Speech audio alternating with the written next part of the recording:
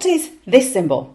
Did you say a slur? Look again. Yes, it's a tie, a curved sign that joins two notes together, making one sound. Easy, right? If so, what's this?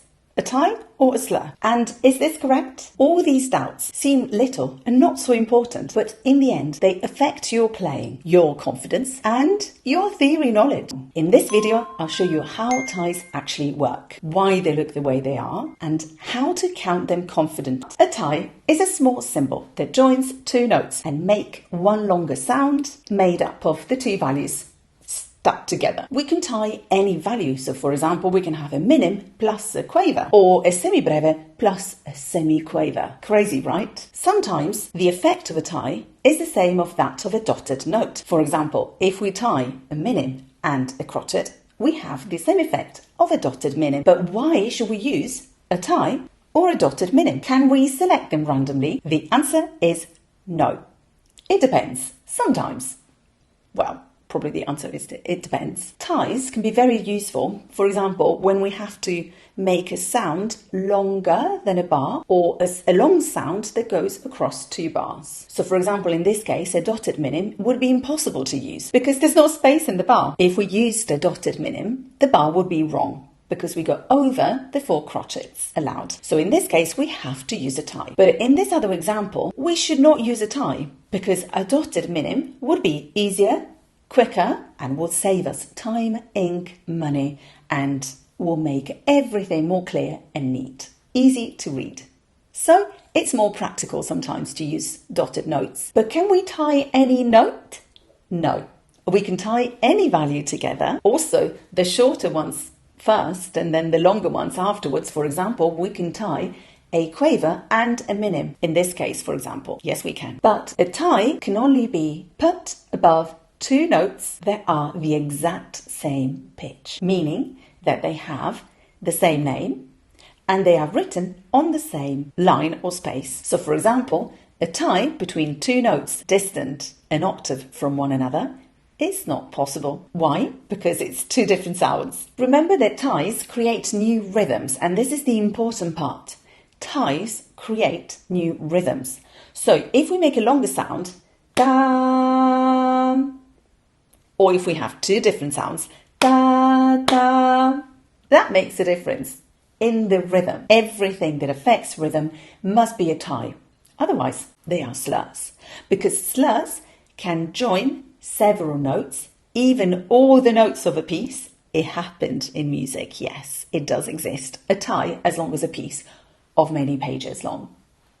Yes, they did it. Because a slur is just a ligature of expression, meaning that it refers to articulation to make the notes smooth, breath to indicate when it's time to breathe and when it's time not to breathe, or it can indicate the direction of a sentence, of a phrase in music, obviously. So for example, this is one slur, whereas these ones are different slurs. Does it make sense? When we pause, when we create a different direction of our speaking, that's the equivalent of slurs, unevenly distributed across notes and bars. It is a sign for expression, and it says a lot of things, not just legato, the articulation indication. Whereas a tie is a ligature of value, meaning that it can only joins the sound of two notes together, making one longer sound, and that's it. And it changes the rhythm, as I said before. Nothing more. Articulation, direction, expression, none of that. So let's go back to the question that I've asked you at the start of this video. Is this a slur or a tie? Now you might be able to answer this, pause and think, but I'm telling you now, this is a slur because the two notes are not the same. Yes, they have a similar name, E and E flat. Yes, they are written on the same space in this case, but they are two different notes.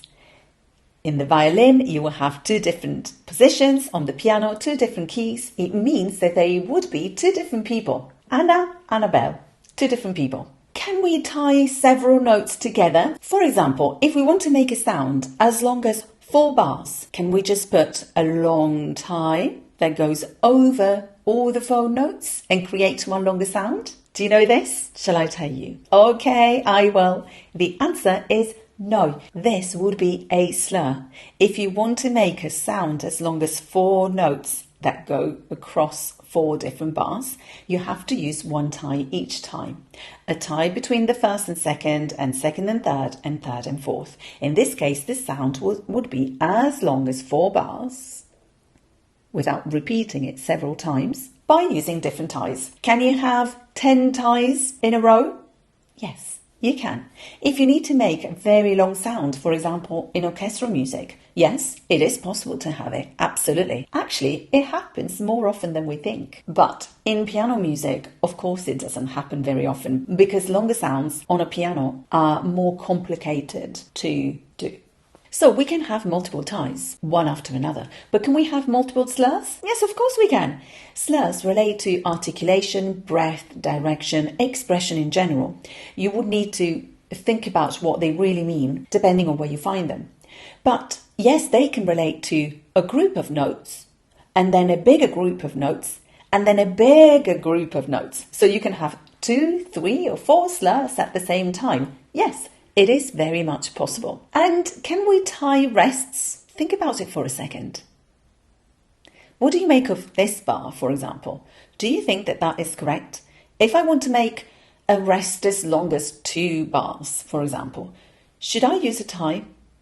So we definitely can't use a longer rest because we would make the bar wrong.